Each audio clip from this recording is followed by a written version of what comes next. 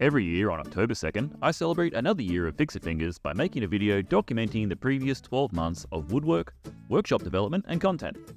This year I'm a little late because on that auspicious date, I found myself not in the workshop, but on the start of a long overdue 6-week family holiday in China. We hadn't been in 5 years, and this trip was extra special, as it was my bubba girl's first visit to her grandparents' place and my wife's hometown. So along with the usual workshop tour and chat about the numbers on YouTube and videos of 23-24, this year I'll be throwing in some travel highlights, mostly of a woodworking variety, but also some cool places we visited, as well as sharing my newfound inspiration that covers the best and worst year of YouTube and life, looking towards 2025. P.S. If you hear random weird squeaky noises in the background, that's my 12-month-old. Hashtag recording dad life. So why was it the worst year ever? Well, I only released 14 regular videos compared to 36 the year before, and even that I think was down on previous years. I made almost no progress developing the workshop, acquired no big new woodworking tools, and suffered a mental breakdown, was diagnosed with postnatal depression and anxiety, and spent months learning to live with and recover from an acute mental illness. Up into a creature, and it haunts me somewhere much deeper. Which may make you wonder why this was the best year ever. Well, it's a pretty easy answer. Her name is Nora, and she is my new North Star. Just after last year's 5-year review, my daughter was born. And as you can likely hear in the background, she is now my world as I have gone on to full-time daddy duties. So that doesn't make it terribly productive for YouTube workshop time, but you know what? Stuff it. I'm a dad first. This is a hobby, but it's also had the side effect that I'm perhaps taking a bit more care with my videos. Hell, I've started scripting things instead of just talking out of my backside. Whoever said that nothing can prepare you for the changes that fatherhood brings was wise indeed. The challenges are real, the rewards are irreplaceable, and the quantity and potency of the stench that one tiny butt can produce irreconcilable. But now I can't imagine life without her. We love our walks together, especially to new places, like the Riverside at Changzhou. So, as you can see, we ain't in the workshop this month, which is interesting because normally I would be celebrating my 6 years on YouTube. Every year I release a workshop tour and a bit of a summary of what I do over the course of the preceding 12 months, October to October pretty much. But I'm in China with the family. National holiday was yesterday. It's now Golden Week, which is one of the biggest holidays. Basically everyone gets off work for a week, visit the family, eat lots, and we are doing a lot of that. And it is autumn and absolutely glorious. FYI, this is what you'd call standard housing. So my wife's parents live in a very similar estate just on the other side of the river. This is the main canal going through Changzhou, where we are staying for 6 weeks. And not many people around because most people will be away visiting family. And it's about 20 degrees. It's absolutely gorgeous. Little Bubba is here. And this is an absolutely fantastic part of town. It goes for miles and miles and miles. Both sides of the river are all sort of terrascaped and stuff. So with the slight problem of, those inconsistent ramps. Sometimes yes, sometimes no. Hang on a second, I got to get the pram down these stairs. Fortunately, the YouTube gods decided not to punish me for my workshop absence. Quite the opposite, in fact. Last year, the channel earned about 650,000 views. This year, it was more like 1.5 million. Subscriptions jumped 7k, up from 4k last year. And watch hours, well, in the past 12 months, folks have spent 950,000 hours tuned into Fixit Fingers. More than 25 times the previous year, and that is just mind-boggling on one hand, but on the other, easily explainable. 800k views on the 3-hour-long supercut the first 5 years of the Fixit Fingers workshop.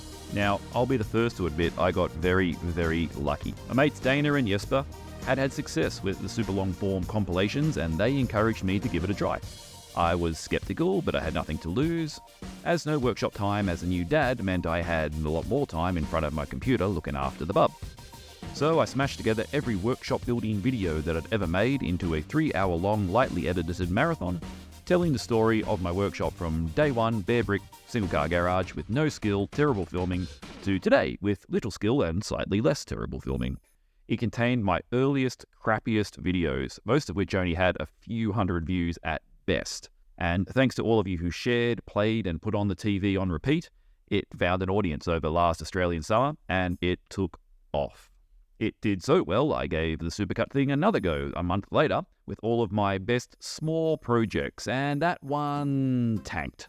In comparison, it only got 60,000 watch hours, or twice what my entire channel had done the year before. So yeah, the Supercuts were kind to me, and they continue to be 12 months on.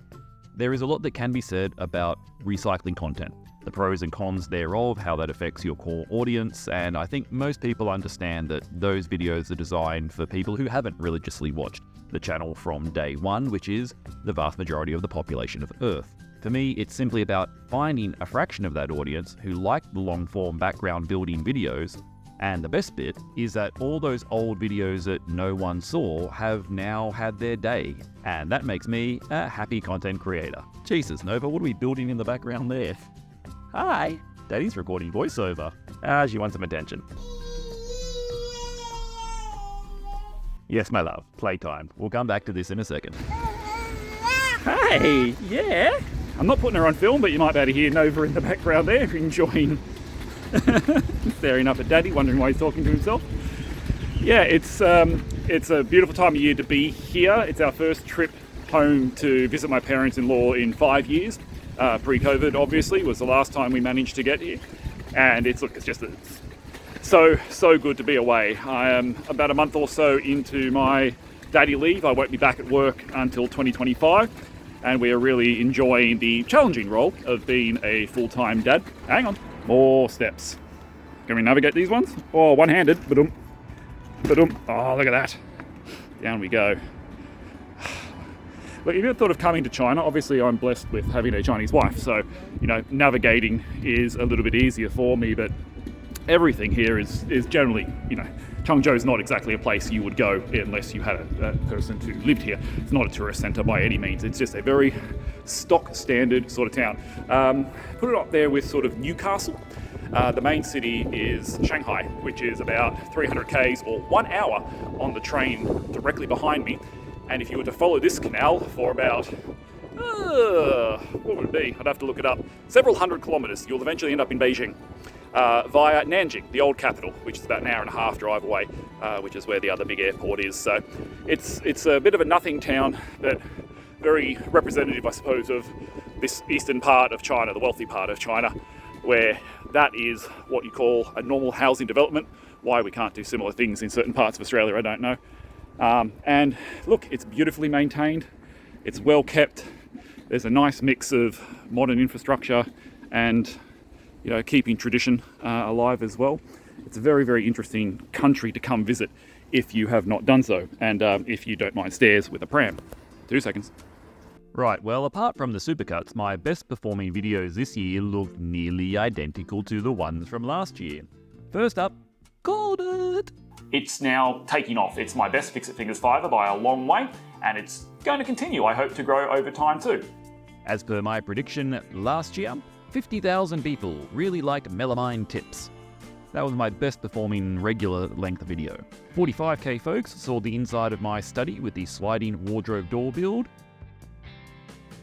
The sliding dog gate build wasn't far behind. My 2 AccuCut videos did 70k combined.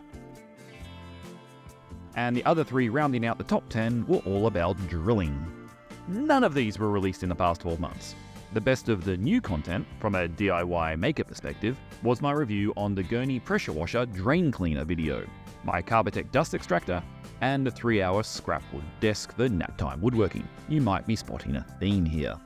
So the moral of the 23-24 YouTube story for me, and all of you budding new Aussie garage wood channels out there, is that practical videos that everyday folk will likely keep searching for years in the future tend to outperform workshop builds in the long run, as these only appeal to other hobbyist woodworkers, whereas stuff that any homeowner can relate to is probably going to do better. But that, of course, is down to what you want your channel to be.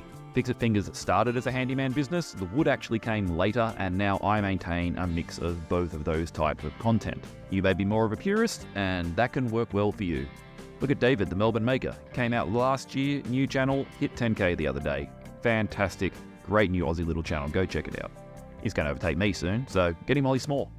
For now at least, he's just doing wood and mostly of the pallety variety. Very entertaining stuff. But of course, all of that ignores the other elephant in the room, getting my friends to help with publicly outing myself as suffering from PND, or postnatal depression.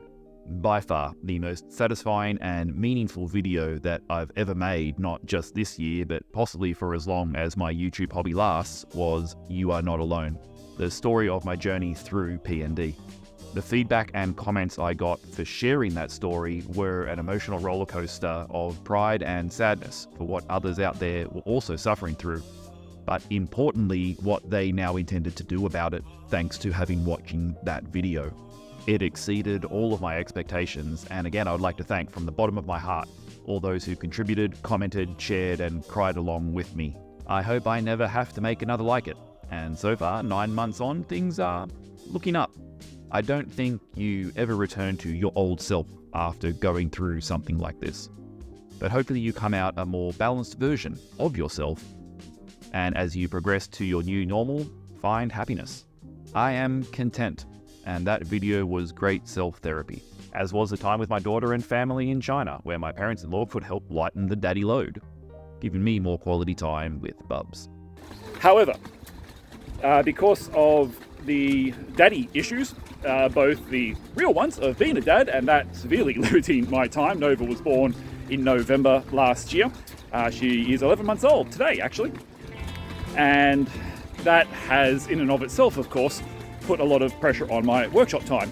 And then there was the other major life-changing event, also baby-related, and that was the postnatal depression, which, while technically I still am in recovery, the good news is that lately it's been pretty good. Day to day, I am quote-unquote back to normal in most ways, and in some ways better. I'm even more thankful for what I've been given and what I've been blessed with in my daughter and for my wife. And it's also made me appreciate my own parents a lot more. You know, they're not getting any younger. We're here spending some real quality time with Nova's maternal grandparents, and I intend when we get home to Australia to go and spend some quality time with her paternal grandparents as well. Because being a dad and going through the PND has really made me realise just our time is short and our parents love us, and we really need to focus on that and spending time with the family. Well, actually, there were 9 other very raw videos. My almost monthly channel member vlogs, where I talk rubbish wandering around the workshop for a behind-the-scenes peek, which are accessible to my paid channel members. The folks whose names are popping up on the screen now choose to support me for some godforsaken reason, and flick me a few kangaroo skins each month to help keep the workshop stocked up and rolling along. And to them all, I am incredibly grateful, especially considering they're on a downward trend of return of investment because I'm releasing less content this year. Hopefully in 2025 we can swing that needle back the other way again, as Bubba gets a bit older and I have a bit more workshop time. For all of the nice work they do, consideration is probably not up there on the workman's priority list. I'm glad they really preserved all these trees through here when they did the paving, but we have a few challenges. You wouldn't want to be in a wheelchair in this part of China, at least. It's hard enough with the pram navigating around. Oh, that's just cool. This is the old style housing. It's actually in a really good spot here. So I'm not sure what age this stuff would be. Then behind me, this medium density stuff, you're talking sort of through the 50s and 60s, they got up to apartments of this sort of caliber. And then, of course, in modern times, all of the giant buildings. And what I find astronomical, I mean, a country of 1.3 billion people, of course you have to do it. They don't build one. They build big and absolutely lovely gardens all in between those buildings. I don't know how many thousand people live in my parents' estate, and not once do I ever feel claustrophobic, because there's a beautiful ring road that goes around, and the gardens are all manicured and looked after. It's all super clean. You might notice along here, imagine if this was an alley or a canal anywhere in Sydney or Australia. What's missing? Graffiti. None. Not one. If you had these semi-secluded sort of places and places along the water with few prying eyes, like the Cooks River. Go check out Bo Miles' video on that one. The Cooks River in Sydney, which I grew up playing in. It's just, graffiti everywhere. And I'm looking hard, there is not a scrap, and you do have to look really hard to do it. People like to hang a lot of shit on China. And obviously I've got slightly biased view, having married into the culture, and been with my wife 13 years this year. Tourism is the death of racism, I think they like to say. If you get out and go see places, there's a lot of problems, don't get me wrong. China has huge social problems, just like any other country in the world, but they're different problems to the ones that we have, and for all of the negatives and things, there are an awful lot of positives. Oh yes, Papa. Daddy's been taking himself for too long.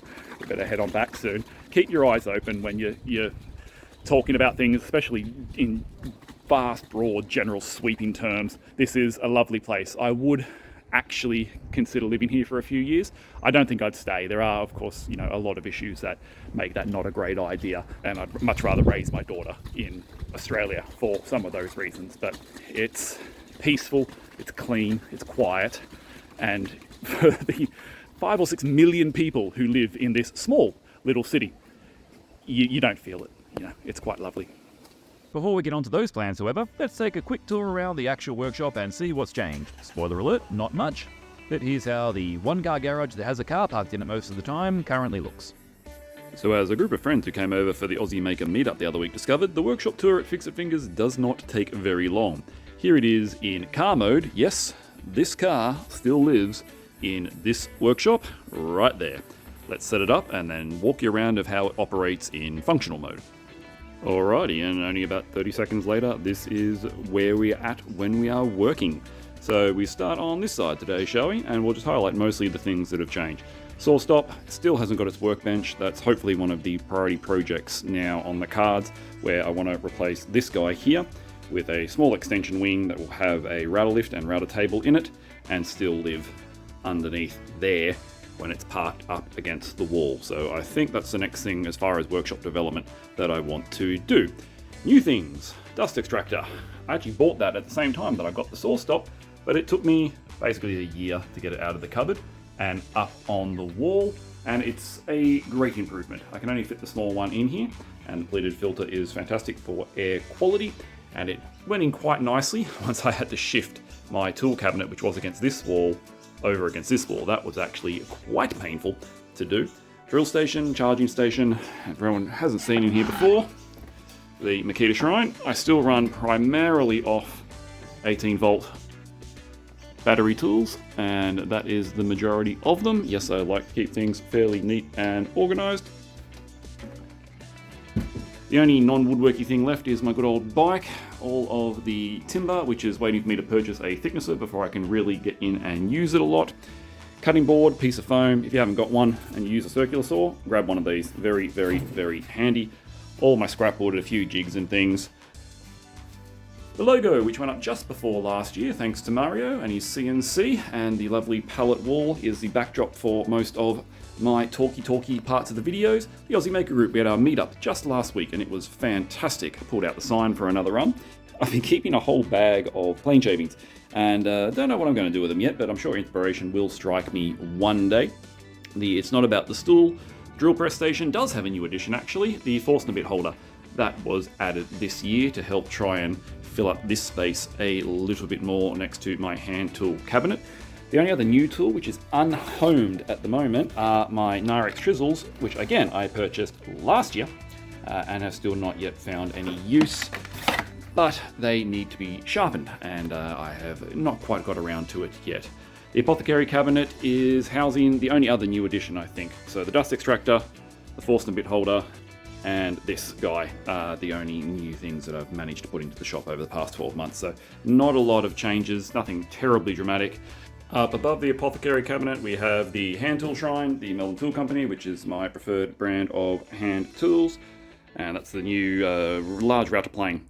Block plane, jack plane, a couple of spoke shaves, and my old clamp wall, and the deep storage with all the paints and finishes and that sort of gear up in there. Kreg 720. Haven't really found a home for the sanding station because it used to live in that slot, and now it will no longer fit. And of course my lovely axial glide miter saw with its own dedicated little Ryobi dust extractor, and the leaf blower to clean the place out, which obviously hasn't been done in quite a while. So while the saw stop was the perfect little addition for the table saw to the workshop for a size that I have, let's just quickly have a look at the workbench, because this is my heart of the workshop. Everything goes across here. I use it to house a lot of my cutting jigs and clamps. It is one of the clamp track style workbenches with many anchor points. So it uses this style of hold down clamp, so they slide into the track like so, and there's the auto adjusting variety type. That's the big boy one, and I've got 3 of those. Across the back here I've got some sticker wall, a few new additions recently from the meetup, and more storage, and then the rest of the shrine to Kreg, including the face vise here, which is not as good as perhaps a woodworking vise for a lot of applications, but for power tool woodworking I found it quite adequate. I even do a little bit of cheeky planing and things on there, and the tracks are stored in under there for the track saw. Look, it's lightweight, but it does the job, and importantly it rolls away so that I can still fit the car in here, and getting yourself a good workbench is the right way to go about things. Right, Dave? Cheeky plug, there are plans online that you can buy from my Etsy shop. I'll link it below. So it just goes to show, as always with Fixit Fingers Workshop, you don't need a huge amount of space to make some really cool things. 6 years ago I started with nothing. This was blank walls, didn't have the electrics in here, didn't have any of the lights in here. It's all been added slowly over time, and you know, you can progress. It's nicely shown by my very first hand routed Fixit Fingers sign through to the CNC routed Fixit Fingers sign and the progression thereof. So where to from here? Well, as usual, I have a dozen times more ideas and dream builds on the cards than I possibly have time to execute. But what I do have is a very solid and tangible goal for where I want to go. Here, let me show you. This coffee table is actually a bench seat. It is reproduction Qing Dynasty furniture, built circa 1940s, 1950s-ish. It was my wife's grandfather's. Still handmade, but in a more modest style for domestic use than some of the fancier pieces you may be familiar with, and I am in love with it.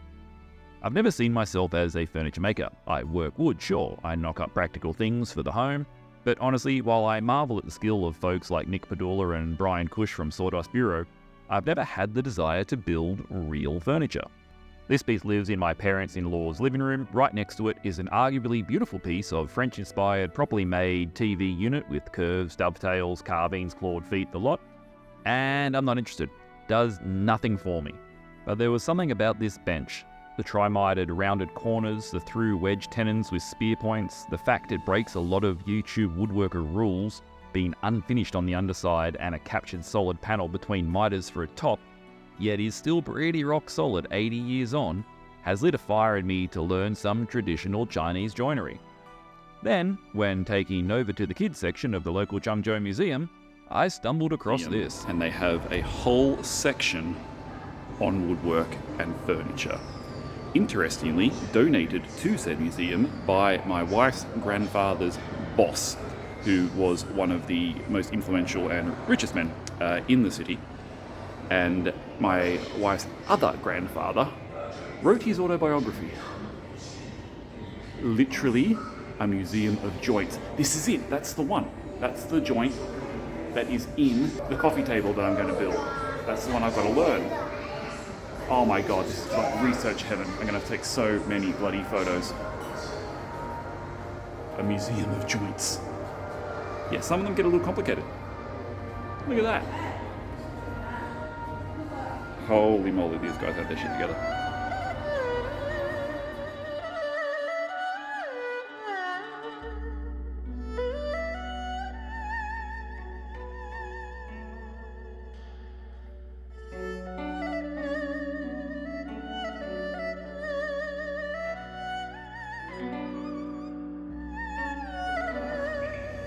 So all of this furniture, again, was donated, and there's a good chance that Nova's great-grandfather used some of this furniture that is now on permanent display at the Changzhou Museum.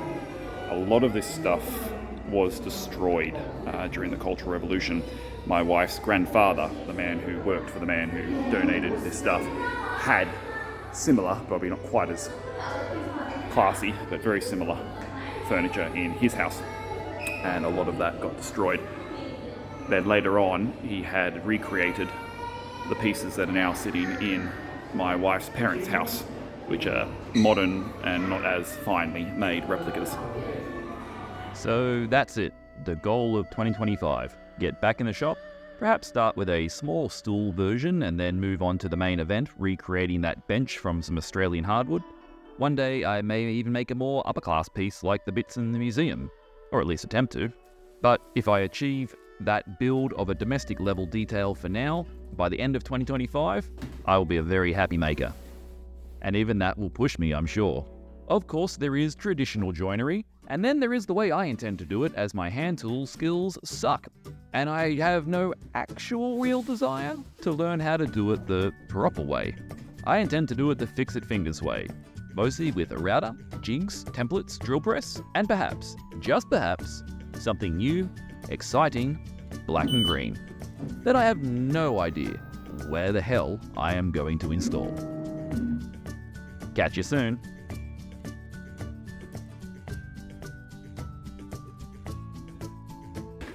You have to be telling stories. Stairs. You need that spark of luck too.